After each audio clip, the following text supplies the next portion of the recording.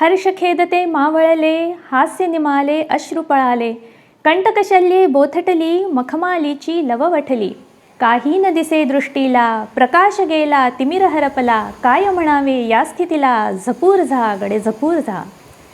कवीची अशी मनस्थिती होणे आणि त्याने ती कवितेत शब्दबद्ध करणे हे मराठी कवितेत पहिल्यांदाच घडले 20व्या शतकाच्या सुरुवातीला. आणि अशी नव्या आशयाची कविता नव्या आविष्काराने लिहिणारे पहिले कवी होते केशवसूत. मराठी कवितेला नवी दिशा देणाऱ्या या कवीचे खरे नाव होते कृष्णाजी केशव दामले. त्यांनी कविता लिहिली केशवसूत या नावाने. त्यांचा केशवसूतांची कविता हा काव्यसंग्रह 1905 साली त्यांच्या मृत्यूनंतर प्रकाशित झाला. आज ग्रंथयात्रेच्या 14व्या भागात आपण ही नव्या वळणाची आणि नव्या जोमाची कविता ऐकणार आहोत. तत्त्वज्ञान सांगणारी, भक्तिभाव व्यक्त करणारी, उपदेशात्मक किंवा आख्यान कविता मराठीत अनेक शतके लिहिली जात होती. या व्यतिरिक्त शृंगाराचं जे काही चित्रण कवितेत आलं ते पौराणिक व्यक्तींचं किंवा राजेराण्यांच्या जीवनातील. या पार्श्वभूमीवर केशवसूतांनी पहिल्यांदा स्वतःच्या भावना व्यक्त करणारी आत्मनिष्ठ कविता लिहिली आणि ती देखील स्फुट काव्याच्या रूपात. आपल्या मनातील भावविश्व शब्दात साकार करून त्यांनी मराठी कवितेचं रूपच बदलून टाकलं. अशी असावी कविता फिरून, तशी नसावी कविता म्हणून, सांगावया कोण तुम्ही कविला, आहात मोठे पुसतो तुम्हाला, असा प्रश्न ठणकावून विचारून त्यांनी कवितेची सर्व तत्कालीन बंधने झुगारून दिली. कवितेला अक्षरगणवृत्तांच्या बंधनातून मुक्त करून मनातील भाव व्यक्त करण्यास ती सुकर केली. मूळ इंग्रजीतील सॉनेटसारख्या कविता, त्यांचे प्रकाशित झालेले मराठी अनुवाद, आगरकरांसारख्या मानवतावादी विचारवंतांचे तत्त्वज्ञान, समाजात त्या काळात वाहू लागलेले सुधारणांचे प्रवाह, हे सर्व केशवसूतांच्या संवेदनशील मनाने टिपून घेतले होते. त्यांच्या कविमनात या सर्वामुळे भावनांचे कल्लोळ उठत होते.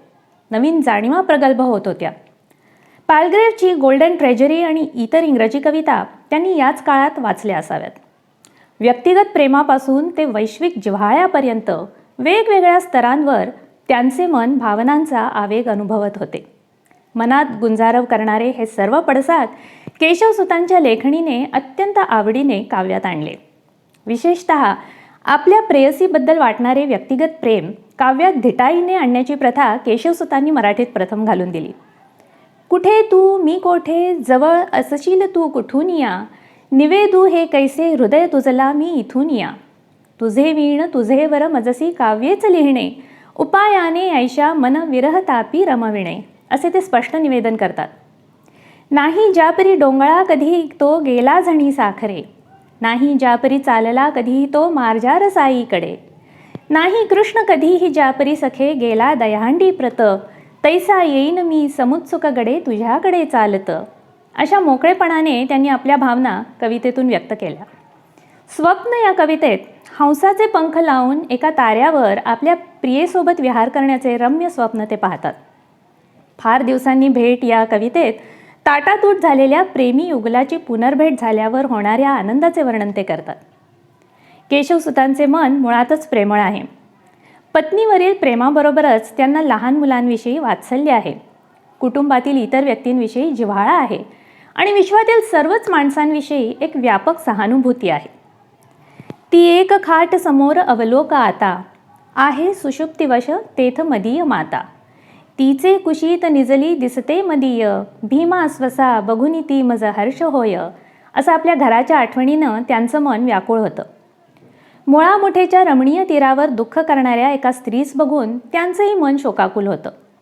आणि लहान मुलांना झोडपणाऱ्या पंतोजीस ते करडा सवाल करतात.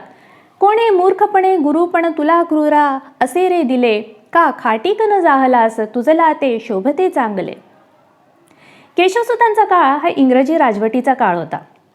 आनंदाचे समयी मजला पारतंत्र्य स्मरून, वाटे जैसे असुख तितुके अन्य वेळी गमेन. त्यांच्या या कवितेच्या ओळी त्यांचे पारतंत्र्याचे दुःख आणि स्वातंत्र्याचे त्यांना वाटणारे महत्त्व दाखवतात.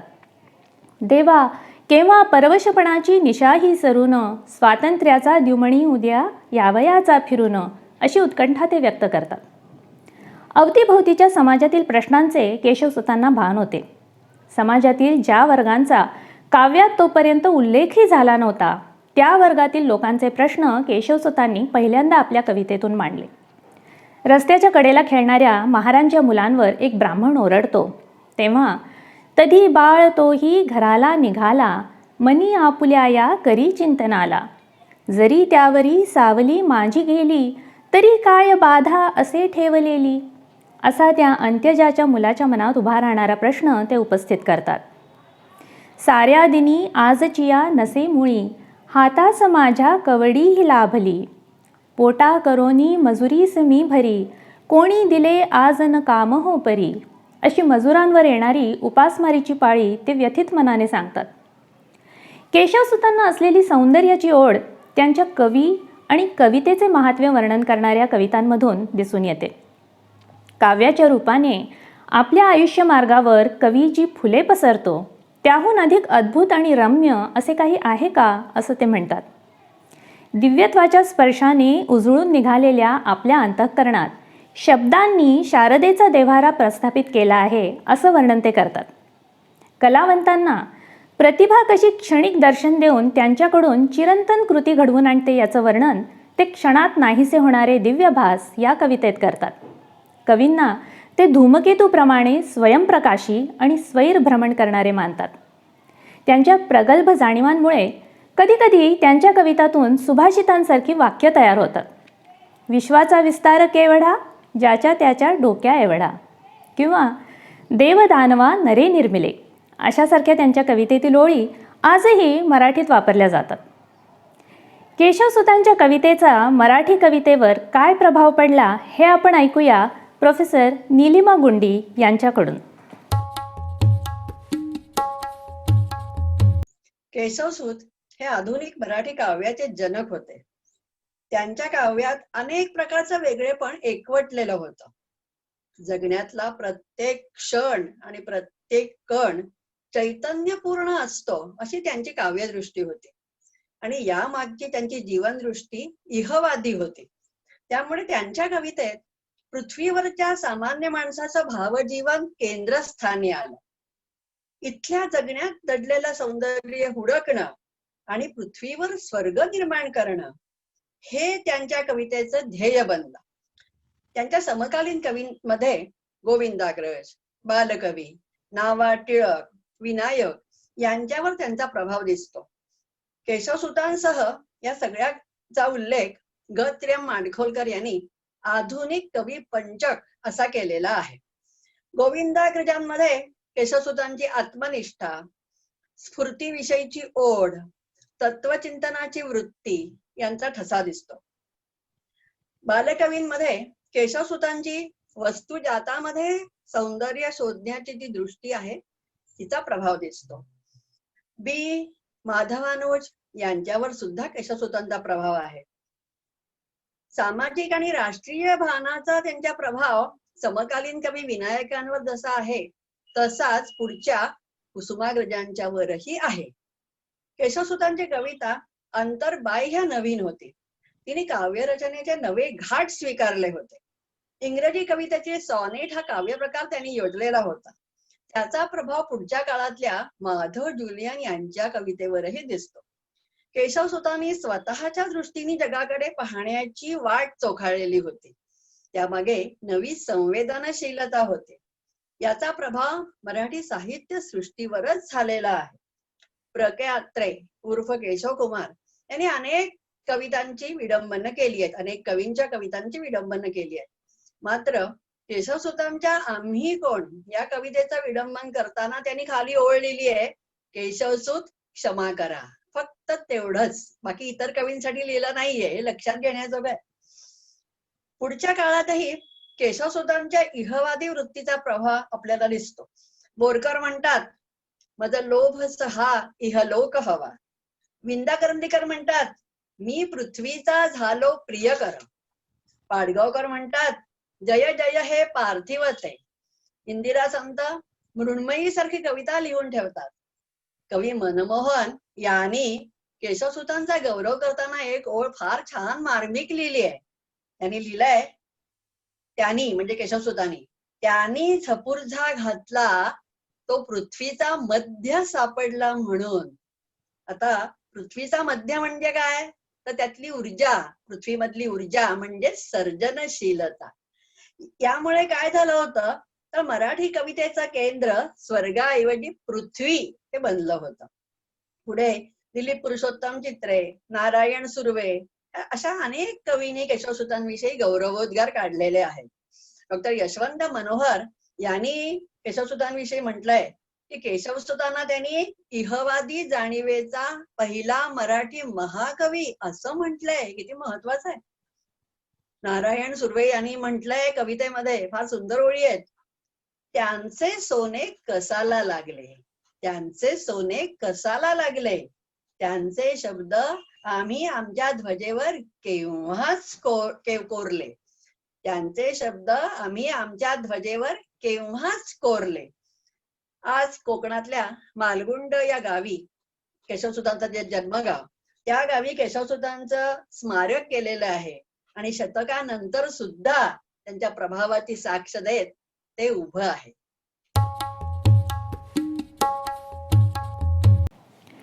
केशवसुतांच्या कवितेचा सर्वात महत्त्वाचा विशेष म्हणजे त्या कवितातून त्यांनी केलेलं रूढीभंजन. समाजात प्रचलित रूढी जेव्हा कालबाह्य होतात तेव्हा त्या समाजाच्या प्रगतीला कशा जाचक होतात हे त्यांच्या रूढी सृष्टी कली या कवितेत ते नमूद करतात. त्यांच्या अत्यंत गाजलेल्या तुतारी या कवितेत ते मागासलेल्या प्रथांविरुद्ध बंडच पुकारतात. एक तुतारी द्या मज आणून फुंकीन जी मी स्वप्राणाने, भेदुनी टाकीन सगळी गगने दीर्घजिच्या त्या किंकाळीने, अशी तुतारी द्या मज लागून. रूढी जुलूम यांची भेसूर संताने राक्षसी तुम्हाला, फाडुनी खाती ही हतवेला जलशाची का पुसा मनाला, तुतारीने या सावध व्हा तर. चमत्कार ते पुराण तेथून सुंदर सोज्वळ गोडे मोठे, अलीकडले ते सगळे खोटे, म्हणती धरुनी ढेरी पोटे, थुत त्यांच्यावर जोडे हाणुनी. जुने जाऊ द्या मरणा लागून जाळुनी किंवा पुरुनी टाका, सडतन एका ठाई ठाका, सावध ऐका पुढल्या हाका, खांद्यास चला खांदा भिडवून. असे नवे विचार आत्मसात करण्यासाठी ते समाजाला हाक देतात. समतेचा ध्वज उंच धरण्याचा आग्रह धरतात. कर्तव्य पालनाचे महत्त्व मोठ्या आग्रहाने त्यांची घड्याळ ही कविता सांगते. कर्तव्याला विमुख आळशी त्यांच्या हृदयी घाणीत घण, काळ ऐक गातो अपुल्याशी, आला क्षण गेला क्षण. वार्धक जर चौखात जावया, व्हावे पश्चात्ताप तरुनिया, तर तरुणारे मला वाटते, ध्यानी सतत आपुल्या आण, घड्याळ जे हे अविरत वदते, आला क्षण गेला क्षण.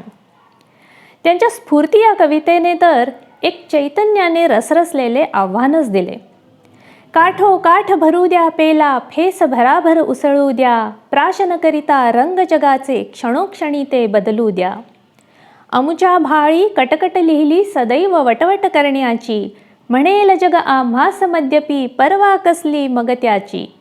जिव्हेची बंधने तर ढिली करा तीव्र या पेयाने, यदुष्णतेने द्यावा पृथ्वी द्रवुनी मिसळती वेगाने.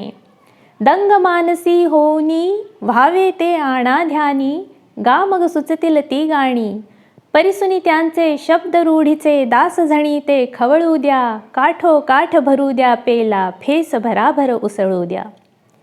शब्दपंक्तीची तरफ आमुच्या करी विधीने दिली असे, टेकुनी ती जनता शीर्षावर जग उलथून या देऊ कसे. बंडाचा तो झेंडा उभवुनी धामधूम जिकडे तिकडे, उडवुनी देऊनी जुलुमाचे या करू पहा तुकडे तुकडे. महादेव हर हर समराचा वाऱ्याच्या झुळकांवरती, गर्जत पडतो अमुच्या करणी निजनी ते ठार चिमरती. उठा उठा बांधा कमरा, मारा किंवा लढत मरा, सत्वाचा उदयोस्तु करा. छंद फंद उच्छृंखल अमुचे स्तिमित जगाला ढवळू द्या, काठोकाठ भरू द्या पेला, फेस भराभर उसळू द्या. असे प्रगतीचे आव्हान करणारा त्यांचा शिपाई नव्या दमाचा आहे. नव्या मनूतील नव्या दमाचा शूर शिपाई आहे, कोण मला वठणीला आणू शकतो ते मी पाहे. जातीभेद, वर्णसंस्था तो मानित नाही. जगातील सर्व लोक त्याला भावंडे वाटतात. सुधारणेची त्याला भूक लागली आहे. ब्राह्मण नाही, हिंदूही नाही, नमी एक पंथाचा, तेच पतित की जे आखंडिती प्रदेश साकल्याचा. खादाड असे माझी भूक, चतकोराने मला न सुख, कुपातील मी नच मंडूक. मळ्यास माझ्या कुंपण पडणे अगदी न मला साहे, कोण मला वठणीला आणू शकतो ते मी पाहे. रोमॅन्टिक कवींप्रमाणे केशवसुतांच्या कवितातही कमालीचे नैराश्य, अनाकलनीय औदास्य आणि सृष्टीशी समरस झाल्याने वाटणारा बेहोश आनंदही दिसून येतो. गूढ गुंजनात्मक कवितातून त्यांना असलेले अलौकिकाचे आकर्षण स्पष्ट होते. हवेहवेसे वाटणाऱ्या पण हातून निसटून जाणाऱ्या या श्रेयाचे ते असे वर्णन करतात. किरण झरोक्यातून पडे, अणु सवे त्यातून उडे, परोक्ष विषयी मन माझे, विसरून या अवघी काजे. हयगय त्यांची मजजाची, परीन मला परवा त्याची, वेडी होऊन बसले अनुदिन एकच घेऊन, मज माझे लाभेल कसे, न परी हरपले ते गवसे. आणि कधी त्यांच्या कवितांमधून काळोखाच्या जगामध्ये या मृत आशांच्या चितांवरून या, पिशाच माझे भटकत आहे शांती नसे चितया, असा उद्विग्न सूर येतो. तर कधी जीवनातील दुःख मान्य करून त्याच्या अनुभवातून काहीतरी चांगले निष्पन्न होईल अशी आशा त्यांची कविता व्यक्त करते. अमुचा पेला दुःखाचा, डोळे मिटुनी प्यायाचा, पिता बुडाशी गाळ दिसे त्या अनुभव हे नाव असे.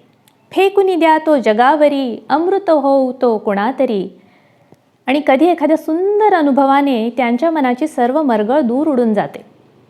काळोखाची रजनी होती, हृदयी भरल्या होत्या खंती, अंधारातची गढले सारे, लक्षण लक्षी वरचे तारे.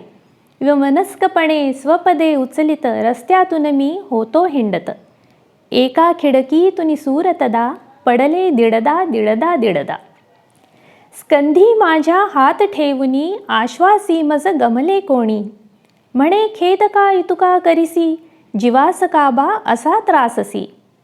धीर धरी रे धीरा पोटी, असती मोठी फळे गोमटी, ऐक मनींच्या हरतील गदा, ध्वनी हे दिडदा दिडदा दिडदा. शांत वाजली गती शेवटी, शांत धरित्री शांत निशाती, शांतच वारे शांतच तारे, शांतच हृदयी झाले सारे.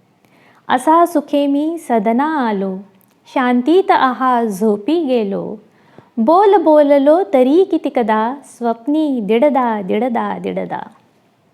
असे स्वतःला येणारे जीवनातील खोल अनुभव व्यक्त करणारी, मानवी हक्कांचा आणि समतेचा आग्रह धरणारी, मनातले प्रेम धीटपणे व्यक्त करणारी कविता लिहून केशवसुतांनी मराठी कवितेत क्रांती घडवून आणली.